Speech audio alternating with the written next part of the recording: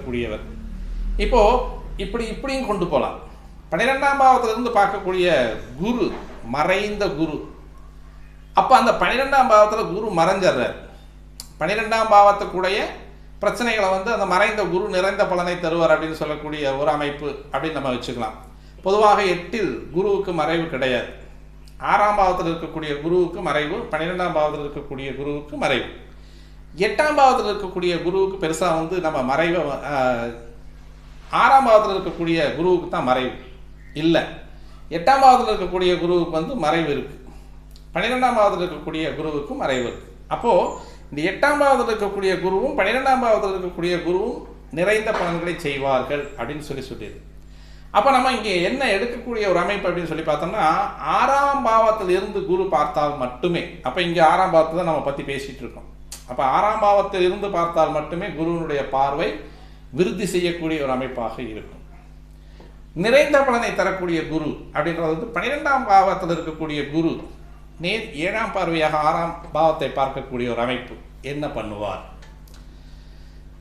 2ஆம் பாவத்தில் இருக்கக்கூடிய குரு நேர் 5ஆம் பார்வையாக, அதாவது 5ஆம் பார்வையாக பார்க்கக்கூடிய குரு 6ஆம் பாவத்தை என்ன பண்ணுவார்?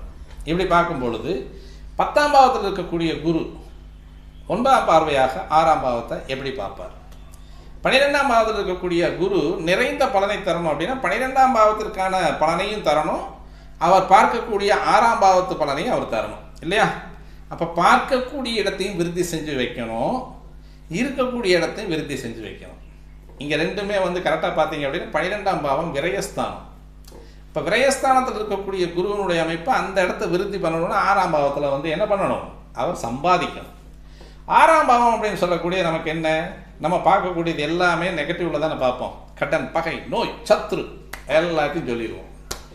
கடன் வாங்கணும்னா எங்கிருந்து வாங்க முடியும்? ஒருத்தனுக்கு ரொட்டேஷன் வரணும் அப்படின்னா எப்படி கொடுப்பாங்க? ஒருத்தனை நம்பி உடனே கொண்டு ஒரு 10 லட்சம் 20 லட்சம் பணத்தை கொடுத்துட்டு போக மாட்டாங்க. குரு பல்க் அமௌண்ட், பெரிய பணத்தை ஈட்டக்கூடியவன். அதனால் பல்கான ஒரு அமௌண்ட்டை குரு கொடுக்கணும் அப்படின்னா உங்களுடைய கெப்பாசிட்டி அப்படின்றது எப்படி இருக்கணும், 10ஆம் பாவம் எப்படி இருக்கணும், 10ஆம் பாவத்தில் எந்த மாதிரியான கிரகங்கள் இருந்து உங்களுக்கு தசை நடத்தணும், அல்லது அந்த 10ஆம் பாவத்தில் இருக்கக்கூடிய கிரகத்தினுடைய அமைப்பை பார்த்தீங்கன்னா கர்மஸ்தானம்.